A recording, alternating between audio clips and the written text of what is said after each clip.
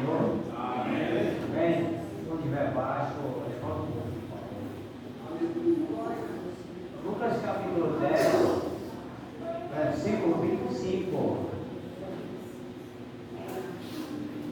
Versículo 25.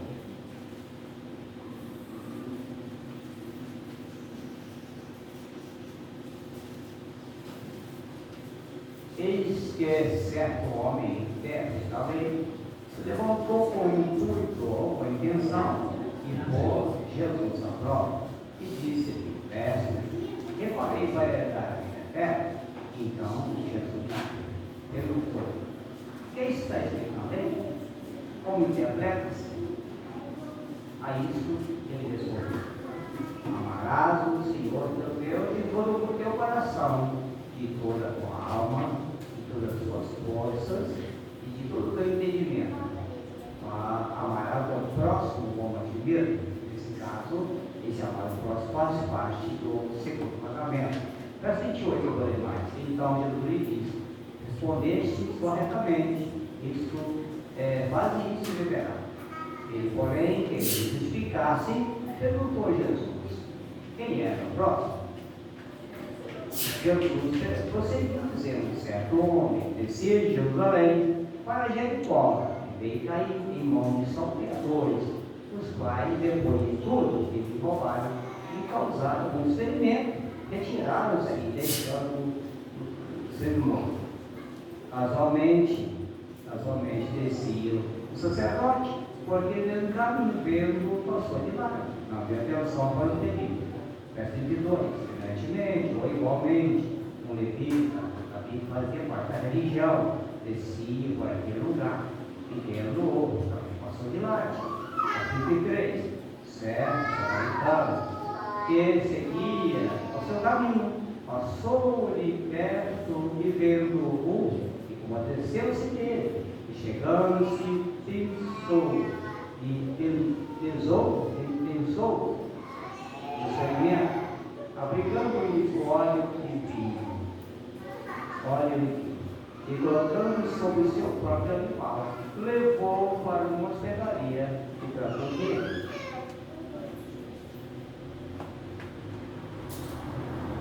Jesus pergunta qual que fez, que era o próximo. Ele respondeu a Jesus: Esse homem aqui, que atendeu ao segmento era o seu próximo. Amém? Pode sentar e vou orando, porque eu não tenho aqui muitas palavras. Você sabe que aquele dia que você não tem essas palavras, também não tem tanto tempo. Foi até bom, né? E o Espírito Santo, que conhece a mim e você, está nessa noite, ele pode fazer muito bem o que ele desejar. Estamos todos juntos para ouvir o que Deus mandar. E eu não tenho muita coisa para você repetir, mas o Espírito Santo sabe, entende e pode trazer coisas boas para nós, porque de Nazaré pode vir coisas boas. Ele está presente nessa noite e pode trazer muitas coisas boas, porque de Deus está todas as dádivas e todo bom perfeito, tudo que é bom. Satanás está o mal, está unido o mal, e nele está unido todo o bem. Nessa noite quero falar um pouquinho sobre deveres prioritários na nossa vida cristã. Quando falamos de prioridade, queremos dizer coisas que têm prioridade. Quando falamos de prioridade, lembramos de coisas que fazemos que não têm tanta prioridade. Você lembra de pessoas que, ao comprar, comprou coisas que não têm muita necessidade, e às vezes o que tinha necessidade não comprou. Gastou. E aí descobriu que deveria ter dado prioridade às coisas mais necessárias. E assim na vida material, às vezes devemos ter prioridade. Pode ter prioridade em comprar, prioridade nas coisas, na família, prioridade de muitas áreas. Então devemos correr atrás de coisas mais prioritárias.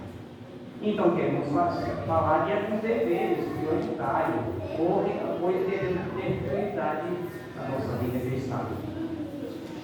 Quando falamos de deveres, devemos falar eu começo a dizer deveres prioritários para com Deus. Quando falamos em deveres, lembramos do Antigo Testamento, lembramos os deveres que Deus traçou para a humanidade e para o povo de Israel. Sim, todo lembro, Êxodo, capítulo 20, podemos notar que Deus ele exigiu que, primeiramente, o homem amasse a ele. Os 4 mandamentos falam de nosso relacionamento e nosso dever para com Deus. Os 4 primeiros mandamentos, encerrando o 4, que é o sábado. E haja visto que o sábado não permanece na nova lei.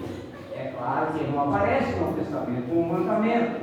Isso, Paulo fala que algumas coisas que foi sem primeiro entrar de pedra, como diz o 10 mandamento, foi registrado também da lei. Porque o sábado tinha a característica da lei cerimonial. A lei cerimonial exigia matar ovelhas e para guardar o sábado teria que matar também ovelhas para guardar o sábado. E tinha algumas coisas que estavam interessadas a guardar o sábado, algumas coisas da lei cerimonial. Aí alguns até dizem que a lei cerimonial permanece tudo e que devemos guardar o sábado. Porém, Paulo deixa claro que foi abolido algumas coisas mesmo dos mandamentos cerimoniais. É claro que a lei moral, é claro que da lei cerimonial foi abolido sim. Mas o que eu quero dizer é que os primeiros 4 mandamentos, ele traz o perfil, traz os deveres, que o homem de Deus, o Israel, deveria ter por Deus, aquele dever deveria ter por Deus. E esses deveres daria condição para que tu pudesse amar também o ser humano. Mas o 5º mandamento e até o último mandamento, que é o 10º, mais 6 mandamentos, fala sobre os deveres do homem para com o homem, os deveres para não matar, não roubar, não adulterar. E assim, mostrando que o homem deveria respeitar o outro homem. Mas tudo isso começa, primeiro, a amar a Deus, não ter outro Deus. Tendo assim um relacionamento com Deus, teria condição deles ter um bom relacionamento com a sociedade.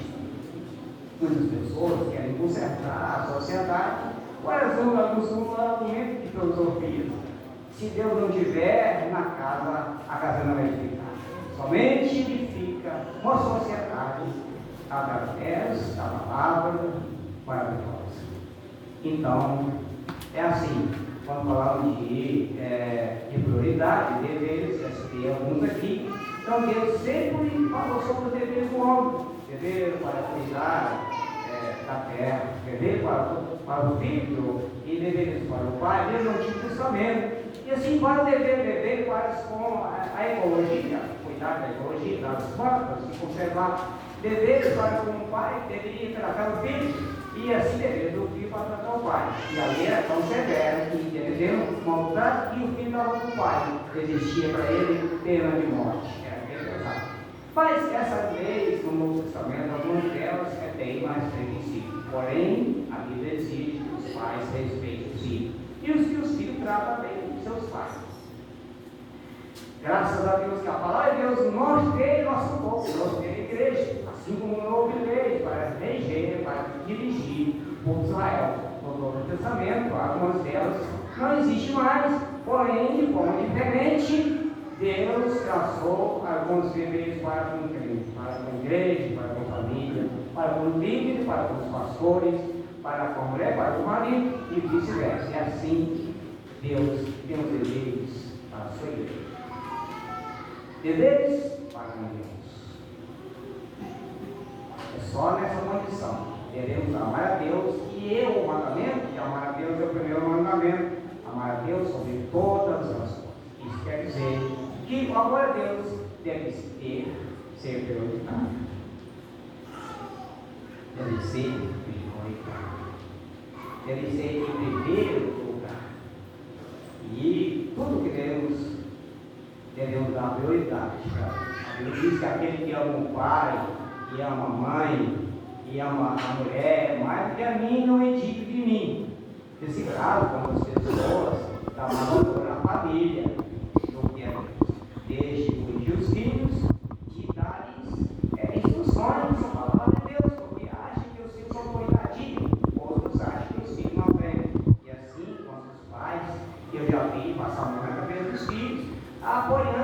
quis fazer coisa errada. Apoiando isso, eles são, isso nesse caso, eles estão tomando o filho e a palavra de Deus, que a palavra de Deus norteia a vida do pai e do filho. Sendo assim, que o filho, se a mãe ou o pai não corrigem os filhos, eles estão colocando os filhos como deuses. Nada em nossa vida pode tomar o lugar de Deus. Deus deve ser louvado, amado em primeiro lugar na nossa vida. Nada devemos amar mais do que Deus, nossos bens, as nossas coisas materiais. Nunca deve ser colocada no lugar de Deus. Deus em primeiro lugar e segundo as outras coisas. O Diabo Sebastião deu aqui, o Senhor é a terra e a sua plenitude, e o mundo e aquele que ele habita. O Senhor é tudo, nós somos mordomos, não podemos amar nossas coisas mais do que Deus. E é aí o Salmo 24 fala ainda que quem subirá ao monte do Senhor, aquele que pôr de mão limpa e pôr de mão, limpa de coração, e que não entrega a sua alma à vaidade. Versículo 3 parece. Que não entrega sua alma à vaidade. Nesse caso, entregar a alma à vaidade é mesmo que dizer que estamos dando mais valor às nossas coisas do que Deus. É claro que existe vaidade que não é pecado. Na verdade, tem que discernir, tem que saber entender o que é vaidade. Existe vaidade que é normal na vida do homem, fumar bem, relaxar bem, de forma modesta. Levantar cedo de manhã, por exemplo, para trabalhar, Salomão explica que também isso é vaidade, porém, uma vaidade necessária. O pecado tem que levantar cedo de manhã para cuidar de suas coisas, pagar os vadios. E a Bíblia diz que você precisa trabalhar dia e noite para não ser pesado, seu irmão. Então, existe vaidade que não é pecado, mas tudo aquilo que colocamos em lugar de Deus, seja nossos bens, nossa casa, nossa terra, nosso carro, e tudo aquilo que colocamos em lugar de Deus, como prioridade, isso é vaidade pecaminosa. Lembra do moço que tanto falou o seu carro, que o filho dele arranhou o carro, e o pai o bateu de forma que precisou cortar o braço da criança. Quando ele não estava cortado, chegou para o pai e disse: pai, eu não quero mais cortar o seu carro. Pai, eu não vou mais cortar o seu carro. Eu não vou mais estragar o seu carro. Em outras palavras, ele tinha mais amor ao seu carro do que a sua família. Não deu prioridade a Deus, mas seu Deus era o carro. E Deus então deve ser a prioridade de nossa vida. Tudo que Deus anunciou e nada temos nessa terra. Não chegamos e não voltaremos como se torna. Portanto, necessário é tomar a atitude necessária nessa vida, para saber administrar bem os tempos, nossas coisas, ter prioridade nas coisas que devemos ter, e assim evitar idolatrar, porque tudo aquilo que colocamos no lugar de Deus é idolatria. Quantos de nós já pregamos sobre idolatria? Quantas pessoas pregaram no católico e falaram: você é idólatra, ele vai para o inferno? E quantos crentes que é idólatra? É idolatria no coração. Se a mulher bater no filho, o pai fica bravo. Se corrigir o filho dele, pode estar errado ou a filha. A mãe ou o pai fica bravo.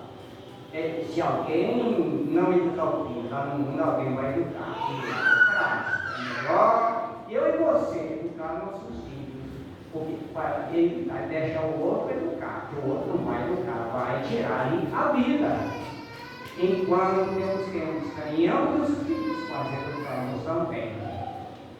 Bendito seja Deus. No mandamento, que devemos ter prioridade, amar o próximo como a ti mesmo.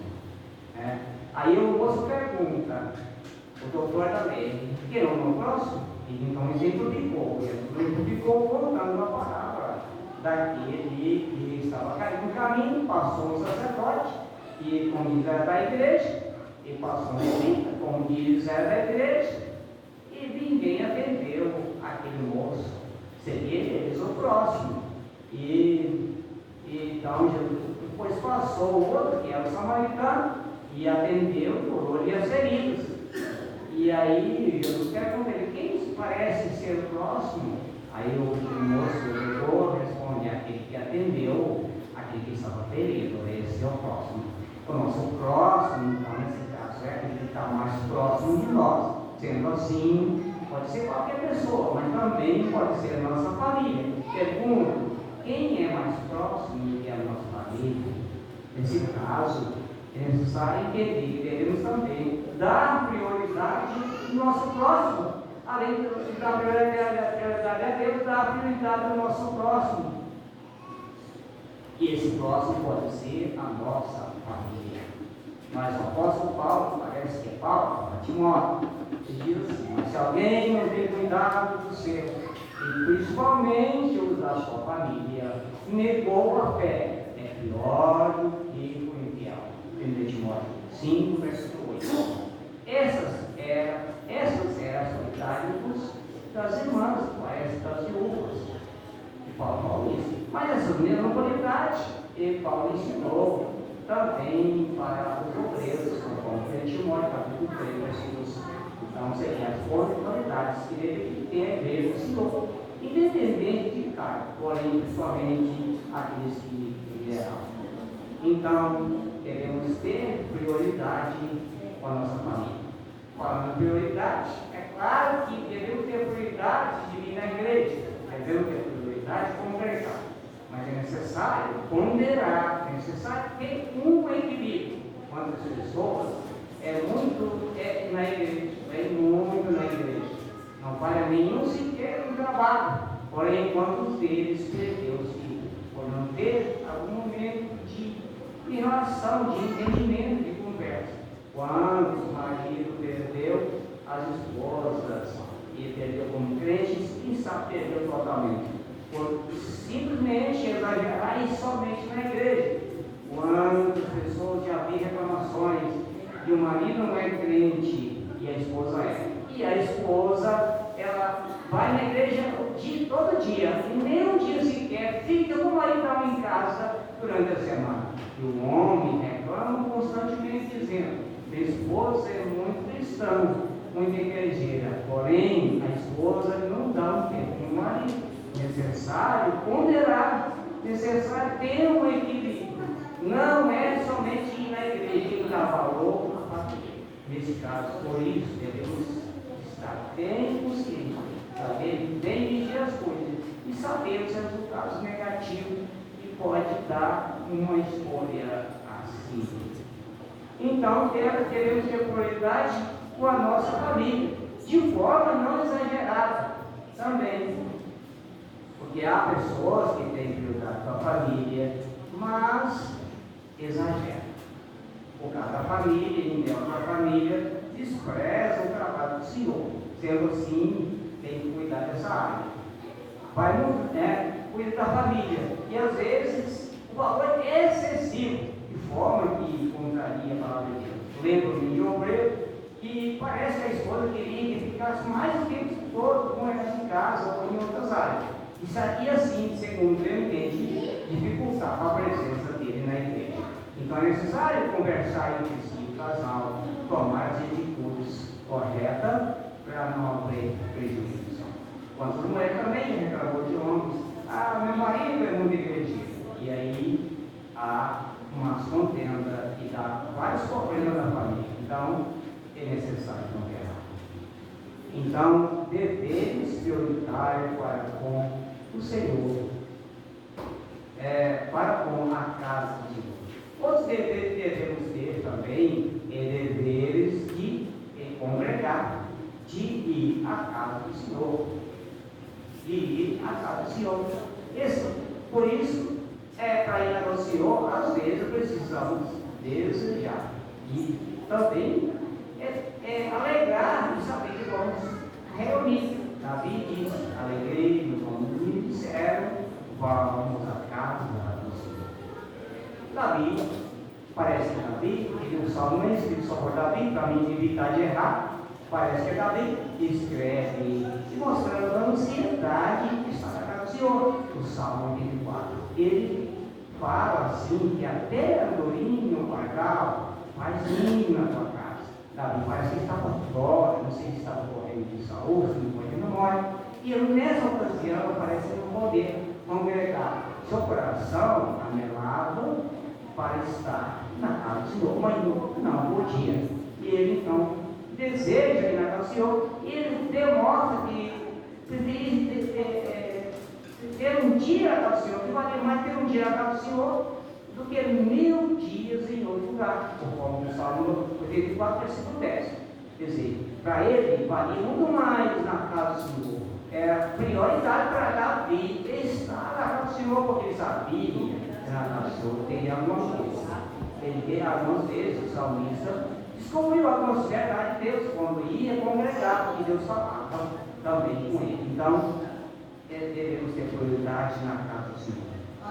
O tempo meu não vai permitir, eu botei aqui para fazer resumo. Eu achei que eu não ia falar nada, mas o Espírito Santo que nos dirige. Então, devemos ter prioridade em ir na casa do Senhor. Assim, eu quero aqui dar um antídoto ou falar uma coisa contra as heresias dos desigrejados. O que é isso? Porque os igrejados dizem que não precisamos de ir na casa do Senhor. Eles citam o versículo dessa forma. Eles citam um texto fora do seu contexto. Você sabe que cada parte da Bíblia é necessário observar o texto no seu contexto. Algumas vezes é o contexto histórico, outras vezes é o contexto bíblico, para não fugir do texto. E esses benditos igrejados, versão do mesmo dia desse, ele diz que interpretação de texto é o homem que faz. Fala que não, senhor. Interpretação de texto, o texto não mostra como devemos interpretar, sem fugir do texto. E esses homens que querem arrumar suas doutrinas próprias, eles é contra a teologia e contra a hermenêutica. Por que eles são contra a hermenêutica? Porque a hermenêutica pega eles na competência, para mesmo, ele acabou a boca, sem jeito. Entendeu? Então, você tem que ter a palavra no coração e na mente para expulsar o diabo alguma vez. Como você falou, foi esquisito. E o Espírito Santo dá poder para repreender o inimigo, mostrando a verdade. E os desegrejados, sabe o versículo que ele cita? Ele cita assim: o Deus que fez o mundo, que fez o mundo, e tudo que nele existe, sendo ele o Senhor do céu e da terra, não habita em santuário feito por mãos humanas. Atos 17, 24. E nem, versículo 5 assim, nem recebido por mãos humanas. Como se alguma coisa precisasse. Versículo 5. Esses versículos são citados para dizer que o crente não pode ir na igreja. E ir na igreja, para isso é pecado. E que Deus não habita na igreja.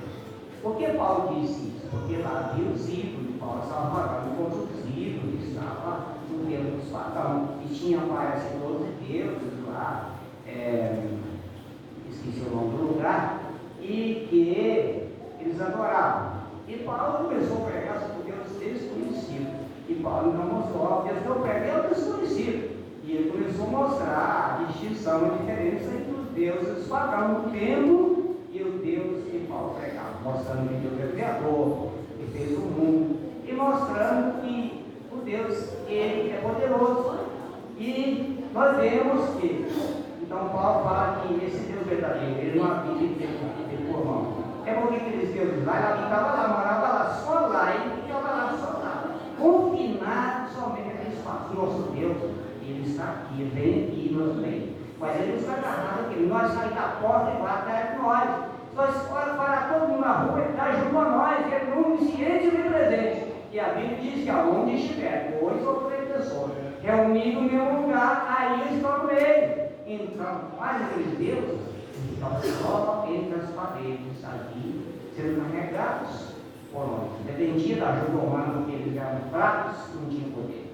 Então, e refutando essa heresia, refutando as suas heresias, Em todo tempo a igreja congregou. Bíblia isso aí, desde Atos da Palavra. Na sinagoga, lembra? A sinagoga, no templo. A sinagoga, que parece 10 judeus, porque foram a sinagoga. E quando tivesse 10 judeus, quando tivesse um dois ouvindo o nome dele, eles consideravam como uma sinagoga, como se não estivesse ali. Todo tempo, então teve o lugar de reunir. Então, é isso aí. Tem muito mais, mas deixa eu fechar por aqui. O ponteiro já está começando a hora. Eu não vou se passar ali, sem ver. Então, a oportunidade, por isso que o Senhor veio falar conosco. E nós demos, eu faço um remate para pensar, para não fazer um remate. E nós demos prioridade às coisas mais necessárias. E por isso que o Senhor tem ensinado. Eu consigo, como pai, como avô, como avó, como mãe, e como crente, o Espírito Santo dele dá-nos a escolher e ter prioridade nas coisas que são mais necessárias da nossa vida. Agradeço em nome de Jesus. Amém.